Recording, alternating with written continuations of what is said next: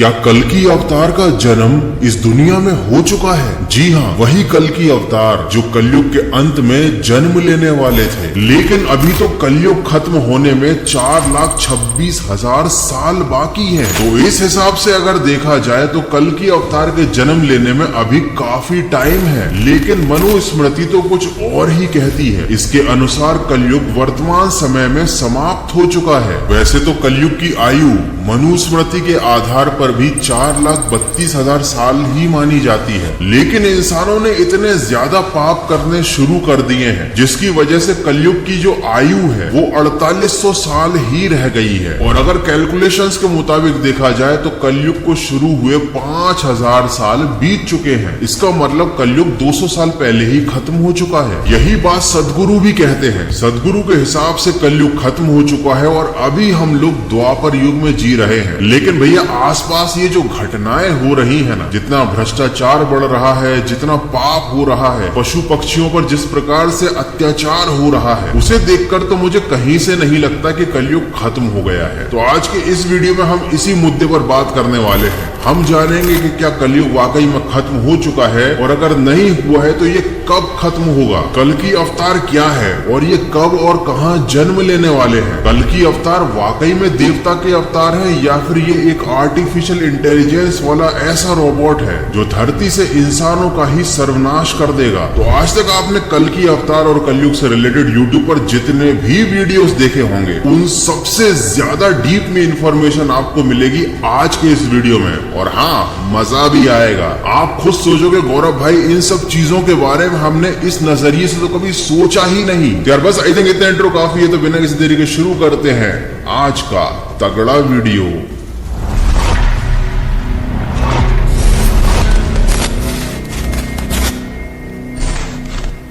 सबसे पहले तो मैं आपको कुछ बेसिक इंफॉर्मेशन देता हूँ। 4 युग होते हैं। सबसे पहला होता है सतयुग जिसमें सबसे कम बुराई होती है। उसके बाद आता है त्रेता युग जिसमें बुराई थोड़ी सी बढ़ती है। फिर आता है द्वापर युग जिसमें बुराई थोड़ी ज्यादा बढ़ जाती है। और उसके बाद आता है कलयुग जिसमें केवल बुराई का ही राज होता है। जब एक युग खत्म हो जाता है तो दूसरा युग शुरू होता है। और जब इन चारों युगों को मिला दिया जाता है तो वो बनता है एक महायुग, क्योंकि कलयुग के बाद दुनिया का अंत हो जाता है और एक नए युग की शुरुआत होती है। कलयुग को टोटल 4 भागों में बांटा गया है। पहले चरण में इंसानों की आयु 100 वर्ष के करीब होगी। दूसरे चरण में ये 50 साल रह जाएगी। तीसरे चरण में 25 साल और चौथे चरण में इंसान 12 साल में ही बूढ़ा होकर मर जाएगा। ये कलयुग टोटल चलेगा 4,32,000 साल। और वेदों के अनुसार अभी कलयुग का प्रथम चरण चल रहा है जो करीब 1,08,000 साल का है। अब तुम बोलोगे गौरव भाई हमें तो वैसे भी 100 साल ही जीना है, तो ये 4 लाख साल बाद क्या होगा, उससे हमें क्या मतलब। देखो टेक्निकली तो अभी कलयुग खत्म होने में 4,26,000 साल बाकी है। लेकिन जो रिसर्च मैंने किया है उसके अकॉर्डिंग कलयुग बहुत ही जल्द खत्म होने वाला है। इसका मतलब बहुत ही जल्द आपको कल्कि अवतार के दर्शन होने वाले हैं। देखो एक महायुग जो होता है वो 12,000 डिवाइन ईयर्स का होता है। ये डिवाइन ईयर्स होते हैं देवताओं के साल। एक डिवाइन ईयर 360 ह्यूमन ईयर्स के बराबर होता है। मतलब जब हम लोग 360 साल जी लेते हैं तब देवताओं का एक साल कंप्लीट होता है। अब देखो ऐसा तो होगा नहीं कि कलयुग जब खत्म होगा तो एकदम से सतयुग शुरू हो जाएगा। जो सारी चीजें खराब थी एकदम से अच्छी हो जाएंगी। सारे इंसान जो बुराई कर रहे थे वो अच्छे काम करने लगेंगे। तो पहले होता था सतयुग, फिर त्रेता युग, फिर द्वापर युग और फिर आता था कलयुग। और कलयुग के बाद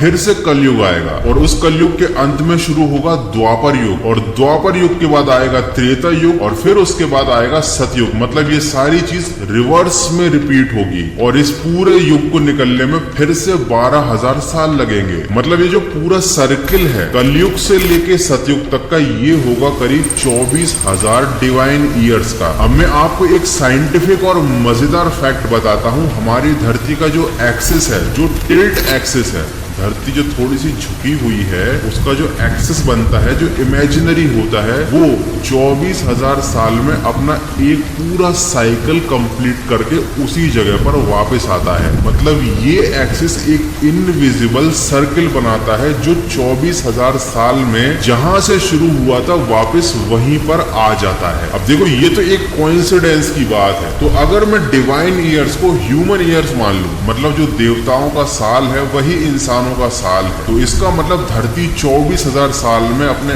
एक्सिस का सर्किल कंप्लीट करती है, वहीं 24,000 साल में 2 महायुग बीत जाते हैं। और अब चूंकि हम ह्यूमन ईयर्स को ही डिवाइन ईयर्स मान रहे हैं, तो जैसा कि मनुस्मृति में वर्णन किया गया है 5,000 साल का ही कलयुग हम मानकर चलेंगे। तो 5,000 साल बीत चुके हैं, लेकिन अभी तक सतयुग नहीं आया है, क्योंकि सतयुग आएगा भी नहीं। कलयुग के बाद एक और कलयुग की शुरुआत होगी जो शायद हो गई है। इसका मतलब कलयुग का जो टोटल ड्यूरेशन है वो करीब 10,000 साल रहेगा और फिर उसके बाद द्वापर युग आएगा। तो मतलब कलयुग के खत्म होने में 4,26,000 साल नहीं बल्कि केवल 5,000 साल बचे हुए हैं। कहा जाता है जब धरती पर पाप बढ़ेगा, जल सूख जाएगा, गायें मर जाएंगी, इंसान की हाइट छोटी हो जाएगी, भूख प्यास से इंसान जानवर की तरह बर्ताव करने लगेगा, एक दूसरे को खाने लगेगा, तब कल की अवतार जन्म लेंगे। अब मैं आपको एक ऐसी बात बताने वाला हूँ जिसे सोचकर आपका दिमाग घूम जाएगा। हो सकता है बहुत से लोग मुझे गालियां भी देने लगे, लेकिन जो चीज मैं बताने वाला हूँ उस पर आप जरा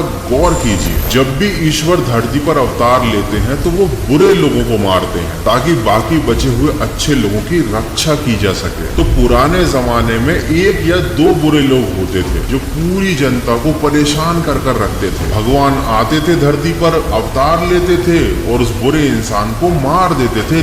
लेकिन कलयुग में तो हर इंसान ही किसी शैतान से कम नहीं होगा। हर इंसान बुरे कर्म कर चुका होगा, अच्छाई पूरी तरीके से हर इंसान के अंदर से खत्म हो चुकी होगी। इतना भयानक नजारा होगा जिसकी आपने कल्पना भी नहीं की होगी। तो फिर भगवान आकर धरती पर किस किस को मारेंगे? तो इसका जवाब है भगवान धरती पर आकर इंसानों का ही खात्मा करेंगे, क्योंकि अब कलयुग में धरती पर कोई राक्षस या कोई शैतान बुराई नहीं फैला रहा है, इंसान ही इंसान का सबसे बड़ा दुश्मन बन चुका है। अब इसी चीज को मैं थोड़ा और नेक्स्ट लेवल पर ले आता हूँ। भगवान इंसानों का खात्मा स्वयं तो करेंगे नहीं। मुझे ऐसा लगता है कि कलयुग में कुछ ऐसा होगा जहाँ पर इंसान के द्वारा किया गया कोई ऐसा आविष्कार जो इंसान से भी ज्यादा समझदार और ताकतवर होगा, वही इंसानों को नष्ट कर देगा। और ऐसी चीज का डेवलपमेंट तो अभी शुरू हो चुका है, जो है आर्टिफिशियल इंटेलिजेंस। आपने बहुत सारी हॉलीवुड मूवीज में ये चीज देखी होगी कि आर्टिफिशियल इंटेलिजेंस को एक समय पर आकर लगने लगता है कि इस धरती को अगर कोई नष्ट कर रहा है तो वो है इंसान। टर्मिनेटर मूवी में भी यही हुआ था, आर्टिफिशियल इंटेलिजेंस इंसानों का खात्मा करना चाहता था। और मुझे ऐसा लगता है कि कलयुग में ये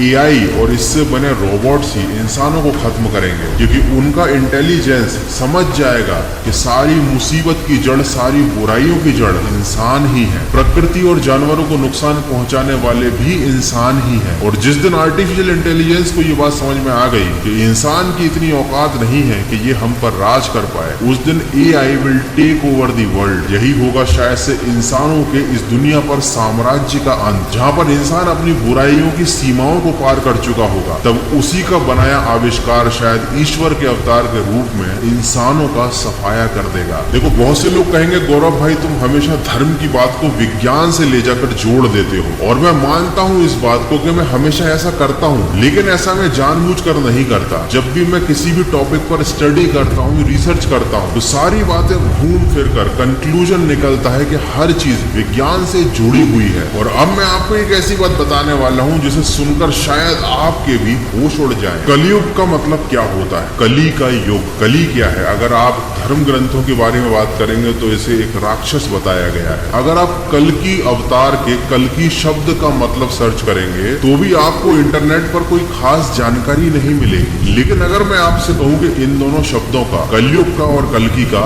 मशीन्स से बहुत गहरा रिलेशन है। देखिए आपने कल पुर्जा शब्द तो सुना होगा। यहाँ पर पुर्जे का मतलब होता है पार्ट और कल का मतलब होता है मशीन। मशीन या फिर किसी यंत्र को कल कहा जाता है। तो क्या हम ये अंदाजा लगाएं कि कलयुग का मतलब कहीं मशीनी युग से तो नहीं था? कहीं ग्रंथों में मशीन्स को ही राक्षस या कली का नाम तो नहीं दिया गया था? और मे भी हो सकता है कल्कि शब्द का मतलब भी मशीन से ही रिलेटेड हो, क्योंकि इसमें भी कल वर्ड आता है। मे बी कल्कि का मतलब ये हो सकता है मेड ऑफ मशीन्स। खैर, हो सकता है कि ये सारी बातें मेरे मन का फितूर हो, वाकई में कोई कली नाम का राक्षस इस धरती पर हो और कल्कि नाम का कोई अवतार आकर कलयुग में उसका अंत कर दे। लेकिन ग्रंथों में जैसा कलयुग का वर्णन बताया गया है कि पाप बढ़ जाएगा, पाप बढ़ चुका है, बहुत ज्यादा भ्रष्टाचार हो चुका है, हर जगह केवल बेईमानी है। और ये बात आपको भी पता है। कलयुग के बारे में बताया गया था कि नदियां सूख जाएंगी और नदियां सूख रही हैं। हम लोग अभी से ही बोतल का पानी पीने पर या सरकार के द्वारा दिया गया पानी पीने पर ही निर्भर है। नदियों का पानी आजकल कहाँ मिलता है और जल्द ही आपको नदियां देखने को भी नहीं मिलेगी। कलयुग में बताया गया है कि धरती पर पानी की कमी हो जाएगी और इसमें कोई दो राय नहीं है। धरती पर आने वाले समय में पानी की और खाने की दोनों की कमी होने वाली है। ग्रंथों में बताया गया है कि कलयुग में धरती उपजाऊ नहीं रहेगी और इसके बारे में मैंने एक डिटेल में वीडियो बनाया है कि किस तरीके से हमारे द्वारा धरती की मिट्टी का नाश किया जा रहा है। उसकी लिंक में डिस्क्रिप्शन में दे दूंगा, यही कहीं दिख रहा होगा आपको। वो वीडियो डिटेल में इस बारे में बताता है। तो क्या आपको नहीं लगता कि कलयुग में जो सारी चीजें होने वाली थी, जो ग्रंथों में बताया गया था, वो सारी चीजें मॉडर्न लाइफस्टाइल से रिलेट करती हैं? तो ऐसा क्यों नहीं हो सकता कि जिस अवतार के बारे में बताया गया हो वो भी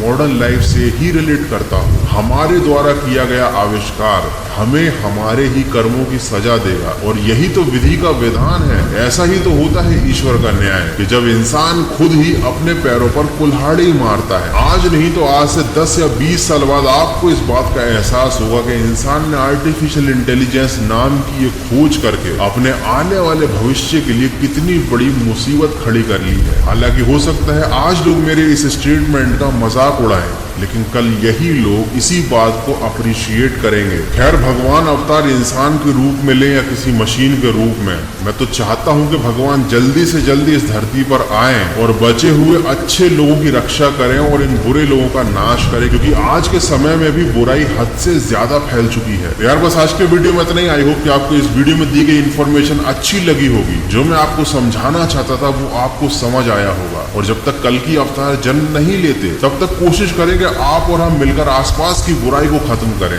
और अगर हम वो भी नहीं कर सकते तो कम से कम अपने अंदर की बुराइयों को ही खत्म कर लें। अगर हर इंसान ये कर लेगा तो शायद किसी अवतार को जन्म लेने की जरूरत ही नहीं पड़ेगी। यार that's it for today. Video अच्छा लगा है तो लाइक करना और अगर हाँ पहली बार चैनल पर आए हो तो सब्सक्राइब करके जरूर जाना। मिलते हैं अगले एक और तगड़े वीडियो में।